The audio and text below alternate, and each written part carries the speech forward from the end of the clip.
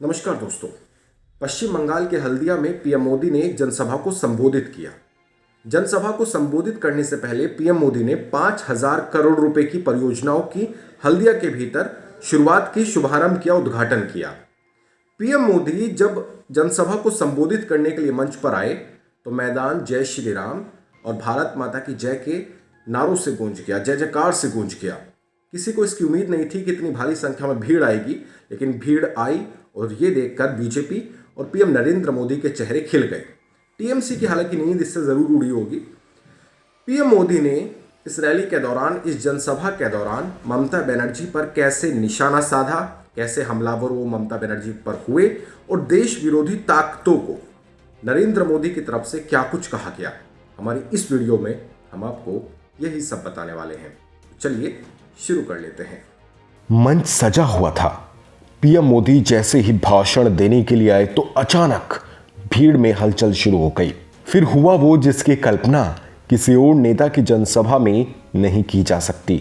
भारत माता की जय और जय श्री राम की जय जयकार जब शुरू हुई तो पीएम मोदी के पूरे भाषण के दौरान वो रुकी नहीं। जिस तरह से लाखों की संख्या में भीड़ उमड़ी, ये देखकर जहां बीजेपी और पीएम मोदी के चेहरे खिल गए, वहीं सत्ताधारी टीएमसी की नींद जरूर उड़ी होगी। पीएम नरेंद्र मोदी बंगाल में जब गरजे तो उन्होंने देश विरोधी ताकतों के साथ ममता बनर्जी पर भी जोरदार हमला बोला। पीएम मोदी ने ममता बनर्जी पर निशाना साधते हुए कह दिया कि बंगाल में जब दीदी से अधिकार की बात पूछी जाती है तो वो नाराज हो जाती हैं। यहां तक कि भारत माता की जय के नारे उनके सामने लगा दिए जाएं तो भी वो गुस्सा हो जाती हैं।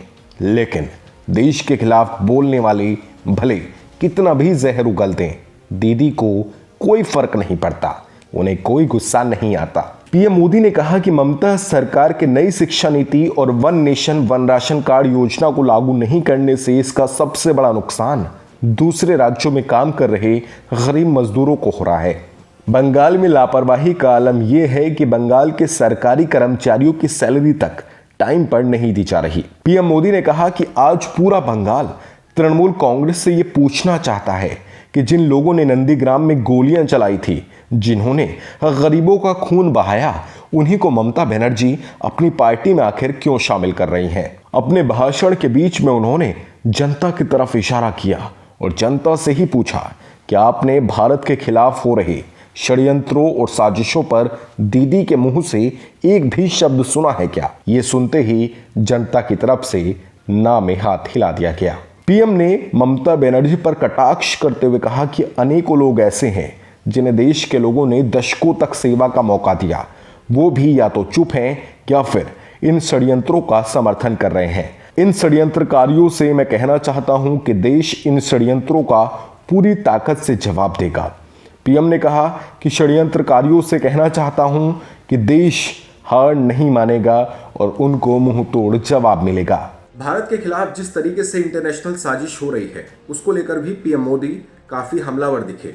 उन्होंने क्या कुछ कहा, चलिए वो भी जान लेते हैं। देश विरोधी ताकतों को जवाब देते हुए पीएम मोदी ने कहा कि साजिश करने वालों की बेचैनी इतनी ज्यादा है कि भारत को बदनाम करने के लिए वो चाय से जुड़ी भारत की पहचान पर हमला करने की बात कर रहे हैं। टी वर्कर्स की कड़ी मेहनत पर हमला करने का षड्यंत्र रचा जा रहा है। उन्होंने कहा कि ममता सरकार में कानून व्यवस्था सुधारने का साहस नहीं है, क्योंकि इतने सालों में इन लोगों ने राजनीति का अपराधीकरण किया है। आपकी जानकारी के लिए बता दें कि पीएम मोदी ने हल्दिया समेत पश्चिम बंगाल के विकास से जुड़ी करीब 5,000 करोड़ रुपए की परियोजनाओं का लोकार्पण और शिलान्यास किया। इस दौरान भारी संख्या में भीड़ उमड़ी और इतना समर्थन मिला जिसकी कल्पना खुद पीएम मोदी और बीजेपी ने भी नहीं की होगी।